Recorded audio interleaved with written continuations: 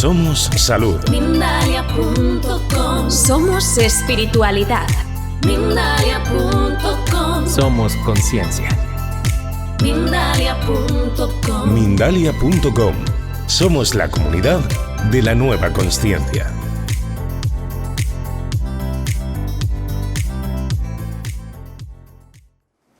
En el hinduismo, la muerte es la transición de un cuerpo a otro. ¿Y qué piensan?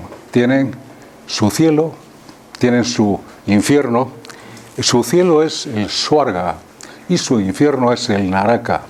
Entonces, una persona que es santa, según ellos, es decir, que ya no necesita volver a encarnar, para la rueda de reencarnaciones que se llama samsara, y esa persona va a su cielo, va al Swarga, donde está con Krishna, es decir, donde está rodeado de todo lo bueno. Y si la persona ha sido mala, perversa, entonces va al Naraka, a ese infierno. Es una idea que vemos que se va a repetir en muchísimas religiones y en muchísimas culturas.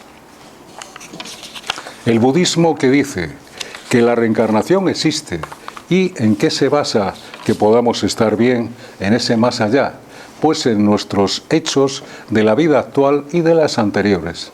Depende lo que hagamos en esta vida y lo que carguemos, ese karma que llevamos, que nos hayamos quitado o no, así podemos estar bien o mal, es decir, estar en un lugar casi paradisiaco o en un lugar horrible como es el infierno.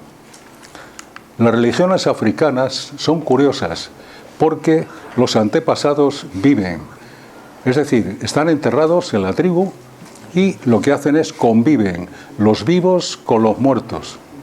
Y tienen la sensación de que los antepasados protegen a la tribu. Es decir, es una visión distinta, es muy anímica, es muy espiritual en todo, porque realmente ellos conviven con los espíritus en lo que son sus casas, sus cabañas, sus campos de trabajo, etc.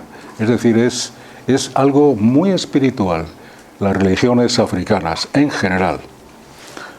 Desde el Paleolítico, además, se entierra a los muertos con sus pertenencias. En todas las culturas, desde la América precolombina hasta la lejana Asia, los muertos se enterraban. ¿Con qué? Con sus armas, con objetos queridos, con posesiones, en algunos lugares, por desgracia también, con criados, con siervos, con animales, había de todo. Pero ¿por qué hacían eso? ¿Era necesario? No. ¿Era necesario que una lanza que vale para otro en vida se entierre y se quede ahí? No, no era necesario, pero ¿eso qué implica? Que pensaban que existe un más allá.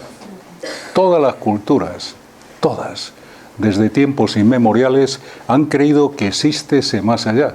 Entonces, tantos y tantos y tantos, podemos pensar que todos están equivocados, que todos necesitan creer que hay un más allá, o podemos pensar que efectivamente sí existe un más allá.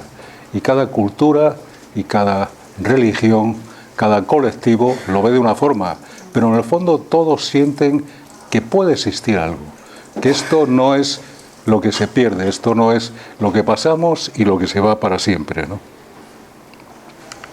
Los egipcios creían en el más allá, ¿cómo no?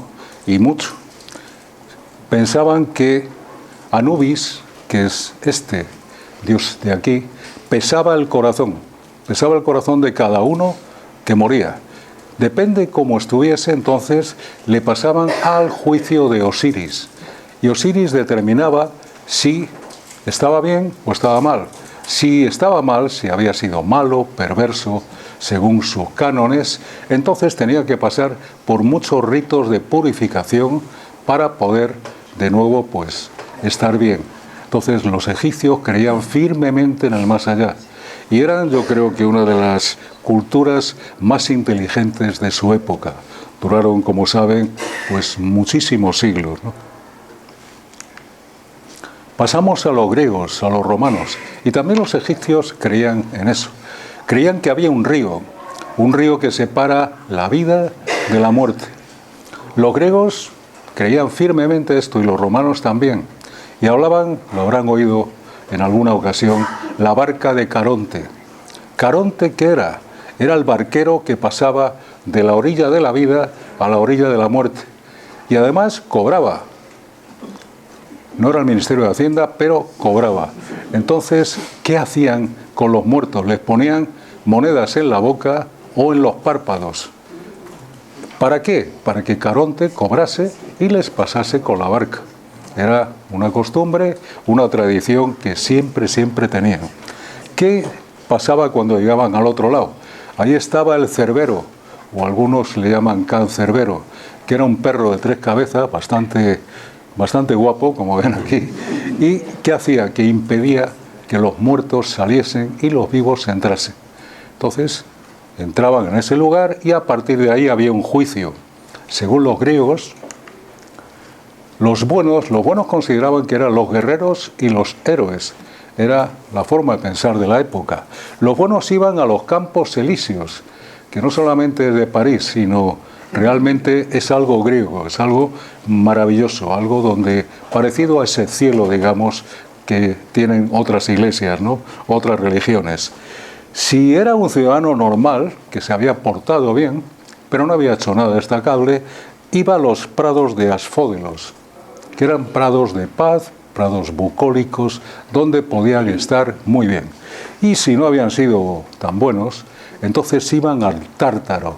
El Tártaro, que era una especie de infierno, donde las furias les atormentaban hasta que pagaban su deuda con la sociedad.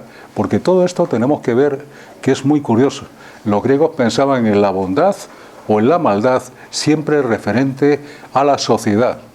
¿Has hecho algo por tu país, por tu sociedad? ¿Eres un héroe o eres un guerrero? ¿Te has portado bien? Normalmente eres un buen ciudadano, has acatado las leyes. Aquí, has sido rebelde, has sido malo, has asesinado, has cruzado límites que no debías, entonces al Tártaro, ¿vale? Tenemos el resto de las religiones, la cristiana, la judía y la islámica. En la judía existe el infierno, que le llaman Gehenna, y también existe, cómo no, el cielo, e incorpora a los judíos la idea de la resurrección. Digamos que es la primera religión que habla de resurrección, porque otros hablaban de reencarnación, otros hablaban de poder revivir, pero la resurrección tal cual es producto, digamos, de la religión hebrea. En el Islam, Alá te juzga, y si has sido bueno vas al paraíso, donde estás rodeado de toda una maravilla de cosas, y si has sido malo pues vas al infierno. Como vemos, se repite casi todo en todas las religiones. Y luego, en la cristiandad, como todos saben, está el cielo, el infierno, el purgatorio y el limbo.